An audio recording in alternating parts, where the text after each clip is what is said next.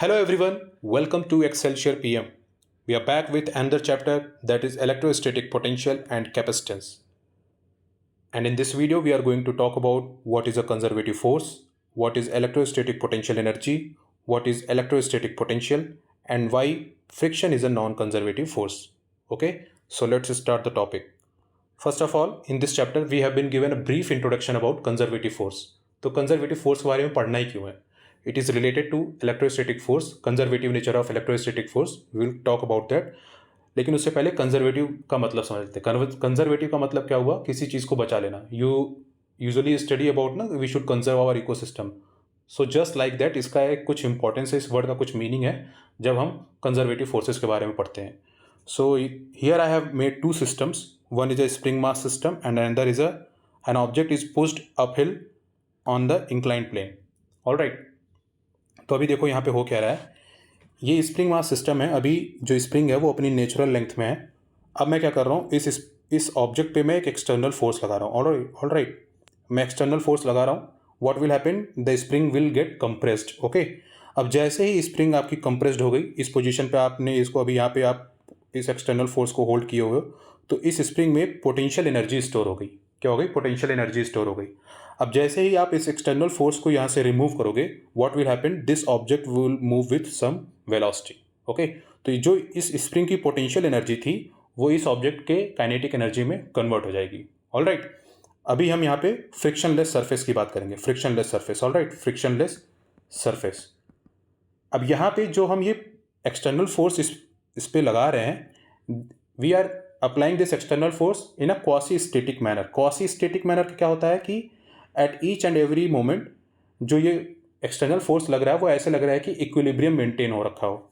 Spring force में और external force में इक्विलिब्रियम मेंटेन हो रखा है. ऑलराइट, अगर आप इसको बहुत ही मतलब बहुत ही तेज़ी से पुश करोगे, जैसे कि इसमें कुछ एक्सेलरेशन आ जाए, तब उस केस में यहाँ पे हम क्वासी स्टेटिक इसको नहीं बोलेंगे. ऑलराइट, हम इस तरीके से इसको कंप्रेस कर रहे हैं कि ईच एंड एवरी मोमेंट यहाँ पे इक्विलिब्रियम मेंटेन हो रहा है. ऑलराइट, तो यहाँ पे जो इसमें पोटेंशियल एनर्जी स्टोर हुई, उस पोटेंशियल एनर्जी को हम पूरा काइनेटिक एनर्जी में कन्वर्ट कर ले रहे हैं. Alright, an equal amount of potential energy will be converted into kinetic energy. And in the same thing, if we push an object uphill up to a height h, तो यहाँ पे पहुँचने के बाद इसमें क्या होगा, एक mgh पोटेंशियल एनर्जी स्टोर हो जाएगा. और जैसे ही आप यहाँ पे एक्सटर्नल फोर्स रिलीज करोगे, रिमूव करोगे, तो यहाँ पे ऑब्जेक्ट किसी वेलोसिटी v से नीचे डाउन द हिल मूव करने लग जाएगा. ऑलराइट, तो इन दोनों ही केसेस में क्या हो रहा है, our potential energy is getting converted into kinetic energy. Okay, friction वाले सरफेस में हम थोड़ा अभी आगे चल के बात करेंगे. उसके पहले हमें फ्रिक्शन को समझना पड़ेगा कि फ्रिक्शन कंजर्वेटिव फोर्स है या नॉन कंजर्वेटिव फोर्स है. तो यहाँ पे इन दो ऐसे फोर्सेस को हम क्या बोलते हैं? Conservative forces. ऐसे फोर्सेस को क्या बोलते हैं? Conservative forces. In both the cases, if external force is remove, the object will move with some velocity and losing an equal amount of potential energy. The forces of this kind are called as conservative forces. और conservative forces का एक fundamental characteristic होता है कि ये जो है, इसके द्वारा जो वर्क डन होता है ना, वो पाथ पे डिपेंड नहीं करता है. It is independent of the path taken to do the work. It only depends on the initial point and the final point, initial position of the object and the final position of the object. अब इसमें यहाँ पे 1 2 3 4 ऐसे 1 2 3 4 types of path है हमारे पास. और कोई conservative force है जो ऑब्जेक्ट पे वर्क कर रहा है, तो वो कोई सा भी पाथ इनमें से ले, उसमें जो वर्क डन आएगा वो हमारा सेम आएगा. ये इसकी एक फंडामेंटल प्रॉपर्टी है कंजर्वेटिव फोर्स की. ऑलराइट, तो ये हमारा कंजर्वेटिव फोर्स हो गया. ऑलराइट, अभी हम यहाँ पे फ्रिक्शन फोर्स के बारे में थोड़ा बात कर लेते हैं. Why friction force is a non conservative force. देखो, इसमें सबसे पहले आ जाएगा कि friction force non conservative force इसलिए है क्योंकि the work done by the friction force depends on the path taken. अब ऐसा क्यों हो रहा है? You will ask why. देखो, अपने रियल लाइफ में जो भी आप सर्फेसेस देखते हो वो यूजुअली आपको फ्लैट दिखता है, राइट? बट इन रियलिटी वो फ्लैट नहीं होता है. माइक्रोस्कोपिक लेवल पे जब आप इसको देखोगे तो सरफेस में कुछ इरेगुलरिटीज़ होती हैं. ओके, इरेगुलरिटीज़ होती हैं. सरफेस ऐसे आपका रफ होता है, कहीं जिगजैग सरफेस होता है, कहीं पे ज़्यादा वैली है, कहीं पे ज़्यादा हिल बना हुआ, ऐसे रहेगा. तो अभी आप ये सोचो, और उसी तरीके से इस ऑब्जेक्ट का भी जो ये नीचे वाला सरफेस है वो भी कहीं ऐसे ऐसे हो रहा होता है. ये भी ऐसा ही रहेगा माइक्रोस्कोपिक लेवल पे, इतना फ्लैट नहीं रहेगा. ऑलराइट, तो अभी यहाँ पे देखो, अगर ये इस रफ सरफेस पे अगर ये मूव करेगा तो ये जो भी इरेगुलरिटीज़ हैं वो आपस में एक दूसरे को अपोज करेंगी, राइट?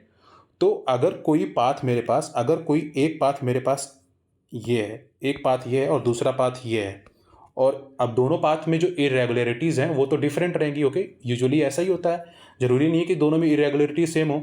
अगर इरेगुलरिटीज़ डिफरेंट हैं तो जो ऑब्जेक्ट को अपोज करने की जो कैपेबिलिटी रहेगी फ्रिक्शन फोर्स की, वो दोनों ही केसेस में डिफरेंट रहेगी। इसीलिए the work done by friction force on an moving object is different for both these paths. Alright, तो इसीलिए इसका जो कंजर्वेटिव नेचर है वो होल्ड नहीं होता है, because the work done will be dependent on the path taken. Okay, तो इसका मतलब क्या हुआ कि जो फ्रिक्शन फोर्स है वो पाथ पे डिपेंड कर ही रहा है। ऑलराइट, तो अगर हम इस दोनों सिस्टम में जो हमने अभी बात की, इन दोनों सिस्टम में अगर मैं फ्रिक्शन फोर्स को यहाँ पे, अगर मैं फ्रिक्शन को इंक्लूड कर दूँ यहाँ पे, अगर ये दोनों ही सरफेस फ्रिक्शन वाले होते हैं, तब उस केस में क्या स्प्रिंग फोर्स और ग्रेविटेशनल फोर्स अपना कंजर्वेटिव नेचर होल्ड कर पाएंगे? यस, वो अभी भी करेंगे, उनका नेचर अभी भी कंजर्वेटिव नेचर ही रहेगा, बिकॉज ये इनकी इंट्रिंसिक प्रॉपर्टी है। जो भी पोटेंशियल एनर्जी यहाँ पे है वो पूरी तो काइनेटिक एनर्जी में कन्वर्ट नहीं हो रही है, क्योंकि वो फ्रिक्शन फोर्स की वजह से, कुछ फ्रिक्शन फोर्स की वजह से हीट में लॉस हो जा रही है। ऑल राइट, लेकिन अगर फ्रिक्शन नहीं होता तो उनकी पूरी पोटेंशियल एनर्जी जो है काइनेटिक एनर्जी में चेंज हो जाती। यहाँ पे यही सबसे बड़ा डिफरेंस है। ऑल राइट, मतलब अगर फ्रिक्शन नहीं होता तो जो भी पोटेंशियल एनर्जी स्टोर हुई है वो पूरी की पूरी काइनेटिक एनर्जी में चेंज हो जाती। वही केस इसमें भी होता, अगर यहाँ पे फ्रिक्शन नहीं होता, जो हमने सबसे पहले बात की, तो पूरी की पूरी पोटेंशियल एनर्जी काइनेटिक एनर्जी में चेंज हो जा रही है। लेकिन अगर फ्रिक्शन है तो कुछ फॉर्म ऑफ एनर्जी जो है in form of heat dissipate हो जाएगी। In form of heat will be dissipated. और जो फॉर्म ऑफ हीट जो है, जो हीट एनर्जी है ये वाली, इसको आप एक्सट्रैक्ट नहीं कर सकते हो। Okay, you will not be able to extract this energy. ये अब in the environment it will be lost, तो आप कंजर्व तो कर नहीं पाए। इसीलिए फ्रिक्शन फोर्स जो है वो नॉन कंजर्वेटिव नेचर का होता है। ओके, तो इसको इस तरीके से समझना है। अभी एक दूसरा कोई हमारे पास एक दूसरा कुछ एक्सटर्नल एजेंट होगा जिसकी वजह से जो जो ये लॉस्ट हीट है इसको हम क्या पता कंजर्व कर पाए या फिर किसी और चीज़ में कन्वर्ट कर पाए, लेकिन वो हम थर्मोडायनेमिक्स में पढ़ते हैं। ऑलराइट, तो यहाँ पे आप फिजिक्स के केस में जब आपसे कोई पूछे कि कंजर्वेटिव नेचर और नॉन कंजर्वेटिव नेचर कैसे आप डिफाइन करोगे, तो आप इस तरीके से बता सकते हो। और कोई आपसे पूछे कि फ्रिक्शन नॉन कंजर्वेटिव नेचर का क्यों होता है, तो आप ये बताओगे कि the work done by the friction force on a moving object is dependent on the path taken by the object. Okay, और अच्छे से समझना है कि फॉर्म ऑफ हीट कैसे डिसिपेट हो रहा है। सिंपल सा है, अपने घर में किसी ऑब्जेक्ट को आप किसी सरफेस पे आप ड्रैग करो और ऑब्जेक्ट का आप नीचे वाला सरफेस अगर थोड़ा सा टच करोगे तो उस पर आपको ऑब्जेक्ट का जो सरफेस है वो वार्म दिखेगा, वो थोड़ा गर्म रहेगा। ओके, तो मतलब कुछ एनर्जी जो है हीट के फॉर्म में डिसिपेट हो गई इन द इन्वायरमेंट, अब आप उसको एक्सट्रैक्ट नहीं कर सकते हो। ओके, तो इसलिए फ्रिक्शन फोर्स हमारा नॉन कंजर्वेटिव नेचर का है। तो हमने कंजर्वेटिव फोर्स यहाँ पे सीख लिया। तो जो आपका इलेक्ट्रोस्टैटिक फोर्स है ना वो भी कंजर्वेटिव है। Electrostatic force is also of conservative nature. अब देखो यहाँ पे कैसे बोल सकते हैं, यहाँ पे मान लो मेरे पास एक पॉइंट चार्ज क्यू है। ओके, पॉइंट चार्ज क्यू है। अब इस पॉइंट चार्ज क्यू की वजह से यहाँ पे आपका इन ऑल द डायरेक्शंस आपकी इलेक्ट्रिक फील्ड रहेगी। Right, in all the directions आपकी इलेक्ट्रिक फील्ड रहेगी। तो अभी मैं क्या कर रहा हूँ, अभी मैं एक दूसरा पॉजिटिव चार्ज जो बहुत ही स्मॉल अमाउंट ऑफ चार्ज है उसको मैं इस पॉइंट आर से इस पॉइंट पी तक ले आने की कोशिश करता हूँ। ऑलराइट, तो अभी क्या होगा, यहाँ पे जब आप इसको लाने की कोशिश करोगे तो इस पॉइंट चार्ज क्यू की वजह से, इस पॉइंट चार्ज क्यू की वजह से इस पे इलेक्ट्रोस्टैटिक फोर्स लगेगा। राइट, इस पे इलेक्ट्रोस्टैटिक फोर्स लगेगा और हम इस तरीके से इस चार्ज को इधर लेके आते हैं कि एट ईच पॉइंट हमारा जो इलेक्ट्रोस्टैटिक फोर्स है वो equal to the external force. यहाँ पे आप किसी एक्सटर्नल फोर्स का यूज़ करके आप इस पॉइंट पी तक आप इस स्मॉल चार्ज क्यू को लेके आ रहे हो। तो यहाँ पे आप कैसे ला रहे हो कि F electrostatic is equal to F external. Alright, तो अभी आप यहाँ पॉइंट पी पे आप लेके आए चार्ज को और यहाँ पे होल्ड रखो थोड़ी देर। अब जैसे ही आप ये एक्सटर्नल फोर्स हटा दोगे तो क्या होगा, इस इलेक्ट्रोस्टैटिक फोर्स की वजह से ये जो चार्ज है वो इधर मूव करने लगेगा किसी वेलोसिटी के साथ। ओके, किसी वेलोसिटी के साथ। और एक बात और ध्यान रखना कि जब आप पॉइंट आर से पॉइंट पी की तरफ लेके आ रहे थे तो आप विदाउट एक्सेलरेशन ला रहे थे। क्या कर रहे थे, without acceleration you are bringing that charge. Okay, without acceleration, without acceleration. Okay, force क्या करता है, किसी ऑब्जेक्ट की वेलोसिटी को चेंज कर देता है। तो लेकिन आप ऐसे लेके आ रहे हो कि at each and every point, eight each and every point, इस पॉइंट ऑब्जेक्ट पे, इस क्यू चार्ज पे जो नेट एक्सटर्नल फोर्स है वो जीरो ही रहे, नेट फोर्स जो है वो जीरो ही रहे। ओके, तो यहाँ पे आप इस तरीके से रहे कि एक्सटर्नल फोर्स, आप जैसे ही इसके electric field capital charge q के पेरिफेरी में आप जैसे ही इस पॉइंट चार्ज को पी पॉइंट पे लेके आए, तो इस यहाँ पे एक्सटर्नल फोर्स लग रहा है और इलेक्ट्रोस्टैटिक फोर्स लग रहा है। जैसे आपने एक्सटर्नल फोर्स हटाया वैसे ही वापस ये चार्ज इधर साइड भागने लग जाएगा। ये भी पॉजिटिव चार्ज है और ये भी पॉजिटिव चार्ज है। ऑलराइट, तो अभी यहाँ पे क्या हो रहा है, जब आप यहाँ पी पॉइंट तक लेके आए थे तब उस पॉइंट पे इस चार्ज में एक पोटेंशियल एनर्जी स्टोर हो गई। क्या हो गई, पोटेंशियल एनर्जी स्टोर हो गई। और जैसे ही आप ये एक्सटर्नल फोर्स हटाओगे वो पोटेंशियल एनर्जी वापस से काइनेटिक एनर्जी में चेंज हो जाने लगेगी और ये पॉइंट चार्ज स्मॉल क्यू वापस से किसी वी वेलोसिटी से मूव करने लग जाएगा। Okay, so our electrostatic force is also of conservative nature. Okay, now अभी यहाँ पे क्या है, इसमें अब हम देखेंगे work done. Okay, so work done in bringing the small charge q from point R to point P. Work done in bringing a test charge q from point r to point p is equal to integral of vector f external dot dr vector। Okay, ये आप जानते हो, this is dot product. Okay, आप ऐसे work done calculate करते हो, right, and it will be equal to U P minus U R. It will be equal to potential energy difference between point P and between point R. Alright, और इसको आप delta U से represent करते हो। और यहाँ पे देखो ये माइनस एफ एक्सटर्नल क्या है, आप बोलोगे सर आपने दोनों चीज़ें तो सेम ही लिख दी हैं। माइनस एफ एक्सटर्नल क्या है, सी, ये जो एफ एक्सटर्नल है, अब यहाँ पे राइट साइड में आप देखना, ये जो एफ एक्सटर्नल है ये वाला, ये है एक्सटर्नल फोर्स का वर्क डन। ओके, और and since electrostatic force and external force are equal, so the work done by the electrostatic force can be represented by this, can be represented like this। okay, vector f external dot dr vector। Okay, तो confuse नहीं होना। आप बोलोगे sir दोनों equation में same चीज़ें लिखी हुई लेकिन एक में पॉजिटिव एक में माइनस है, तो इस यहाँ पे यही सेंस है कि ये वाला जो रिप्रेजेंट किया गया है वो एफ इलेक्ट्रोस्टैटिक फोर्स के लिए किया गया है। And since F electrostatic is equal to F external, तो हमने वहाँ पे एफ एक्सटर्नल लिख दिया, तो यहाँ पे इसलिए माइनस साइन है। Alright, so work done in bringing a test charge from point R to point P in presence of a arbitrary charge configuration is equal to change in potential energy difference, is equal to difference in potential energy। Okay, तो अब यहाँ पे दो चीज़ें ये मैंने क्या बोली कि इस स्मॉल चार्ज क्यू को आप इस तरीके से लाओ कि F external is equal to F electrostatic. Okay, F electrostatic, and आप इस स्मॉल चार्ज क्यू को इस तरीके से ले आ रहे हो कि ये जो कैपिटल चार्ज क्यू रखा हो ये अपनी पोजीशन से डिस्प्लेस ना हो। ओके, अपने पोजीशन से डिस्प्लेस ना हो। ऑलराइट, नहीं तो हम इस चीज़ों को समझ नहीं पाएंगे। ऑलराइट, तो ये रहा आपका potential energy difference. And now यहाँ पे देखो क्या है कि U P minus U R is equal to delta U. Alright, अब यहाँ पे आप क्या कर सकते हो, मैथमेटिकली आप थोड़ा इसको मॉडिफाई करो, तो यू पी प्लस के माइनस यू आर प्लस के, आप इसको ऐसे लिख सकते हो।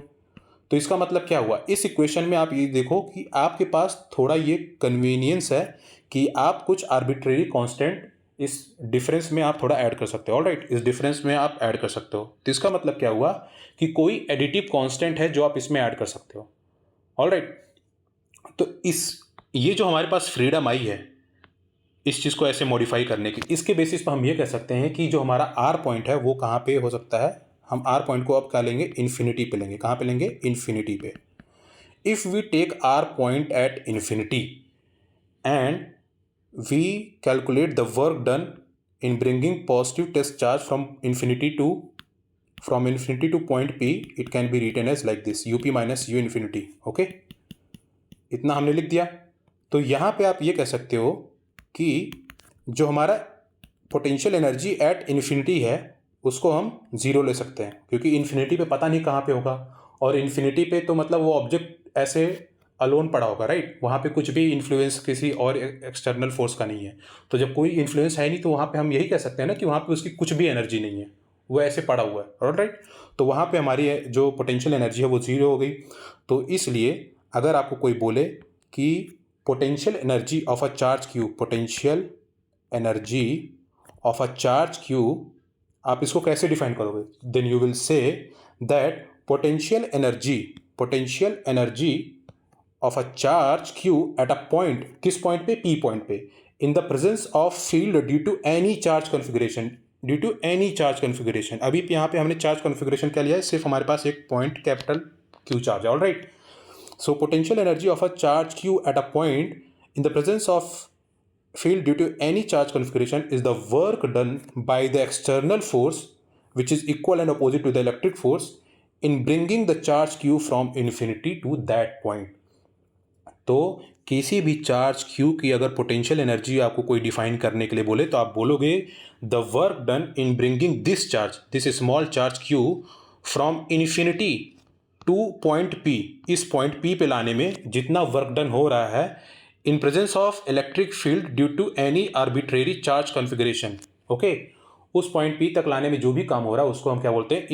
इस चार्ज का पोटेंशियल एनर्जी बोलते हैं। किस पे? इस पॉइंट P पे। इन सारे वर्ड्स पे ध्यान दो। It is very important that you focus on these words. Again, I will repeat. Potential energy of a charge Q at a point. किस पॉइंट की बात कर रहे हैं? P पॉइंट की बात कर रहे हैं। मतलब हम P पॉइंट पे स्मॉल चार्ज Q की पोटेंशियल एनर्जी को डिफाइन करने की कोशिश कर रहे हैं। So potential energy of a charge Q at a point P in the presence of field due to any charge configuration is the work done by the external force. और वो external force किसके equal and opposite है? Electric force के equal and opposite है। और वो electric force किसके consider कर रहे हैं? कैपिटल क्यू के द्वारा, जो इलेक्ट्रिक फोर्स इस डायरेक्शन में लगेगा, right. In bringing the charge q from infinity to that point. तो हमने उस पॉइंट पे small charge test charge q के हमने पोटेंशियल एनर्जी डिफाइन कर दी, ऑलराइट। तो यहाँ पे दो बातें यहाँ पे जो मैंने आपको ऑलरेडी बता दी हैं वही यहाँ पे लिखी हुई हैं कि जो हम फोर्स लगा रहे हैं वो इनफ है। वो किसके इनफ है? वो किसके बराबर है? इलेक्ट्रोस्टैटिक फोर्स के बराबर है, ऑलराइट। और जो भी चार्ज हम लेके आ रहे हैं वो विदाउट एक्सेलरेशन ला रहे हैं, विदाउट एक्सेलरेशन ला रहे हैं। यहाँ तक जो हम लेके आ रहे हैं it will be without acceleration, without acceleration, without acceleration, alright. तो ये हो गया हमारा electrostatic potential energy difference, alright. अब हम यहाँ बात करेंगे इलेक्ट्रोस्टैटिक पोटेंशियल की। देखो अभी यहाँ पे जो भी आप वर्क कर रहे हो, the work that you are doing, it is depending on this charge q, right, okay. और यहाँ पे जो आपका फोर्स है वो you write this as F is vector F is equal to q E vector, right. और जो आप एक्सटर्नल फोर्स लगा रहे हो आप बोल रहे हो कि वो एक्सटर्नल फोर्स इस इलेक्ट्रोस्टैटिक फोर्स के बराबर है। तो इसका मतलब ये जो एक्सटर्नल फोर्स है वो इस चार्ज क्यू पे डिपेंड कर रहा है, राइट। तो ऐसा क्यों ना हो कि हम एक ऐसी क्वांटिटी डिफाइन कर दे जो ऐसे डिफाइन हो सके, W अपॉन क्यू, ओके। इससे हमारा क्या होगा? इससे हम चार्ज क्यू से इंडिपेंडेंट हो जाएंगे, we will be independent of the charge q. तो ऐसी क्वांटिटी जो W बाई क्यू से रिप्रेजेंट हो तो वो चार्ज क्यू से इंडिपेंडेंट है, राइट। तो हम उसको कैसे लिखते हैं? From point R to point P। हम अब इसको कैसे लिख सकते हैं? VP minus VR it is equal to UP minus UR divided by Q।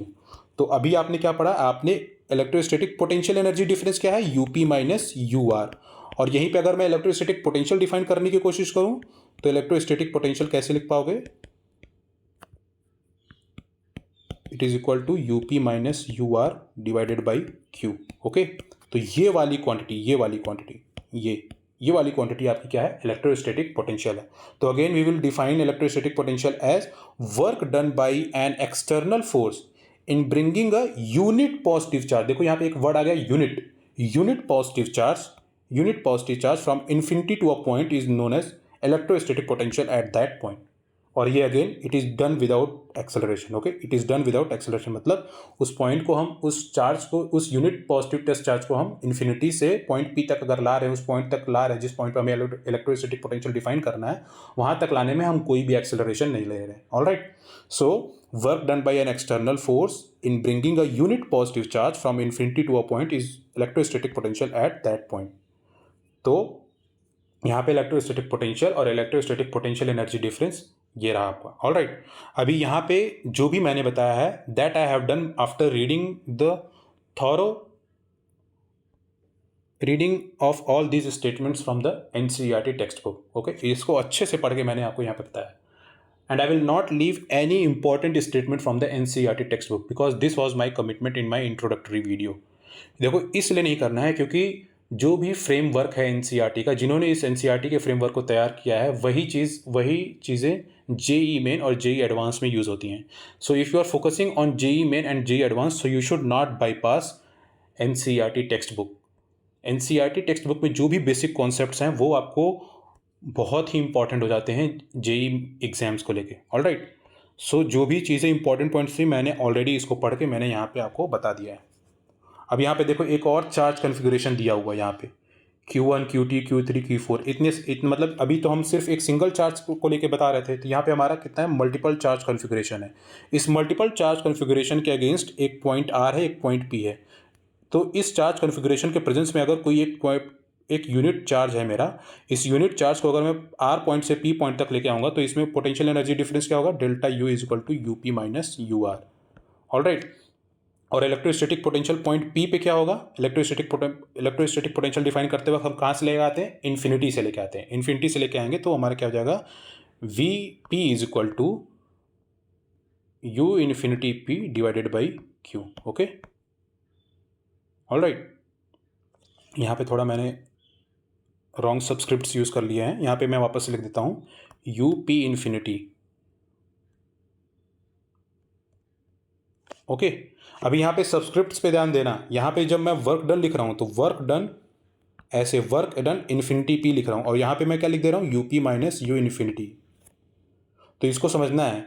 इसको हम कैसे पढ़ेंगे, work done in bringing a charge from infinity to point P.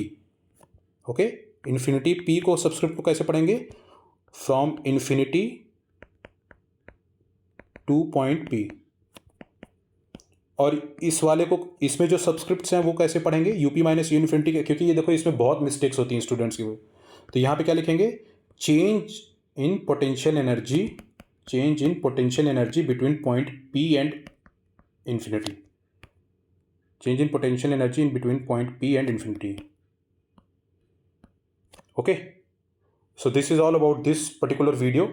अभी नेक्स्ट वीडियो में हम क्या करेंगे, नेक्स्ट वीडियो में we will calculate potential due to a point charge and potential due to an electric dipole, and one more topic, potential due to a system of charges. Okay, so you watch this video again. और जो भी आपको doubt हो, अगर कुछ doubt आपका रह गया हो कंजर्वेटिव फोर्स को लेके और इलेक्ट्रोस्टैटिक पोटेंशियल को लेके, you let me know in the comments. I will solve your doubt. All right, thank you for watching the video. We will meet again. Thank you.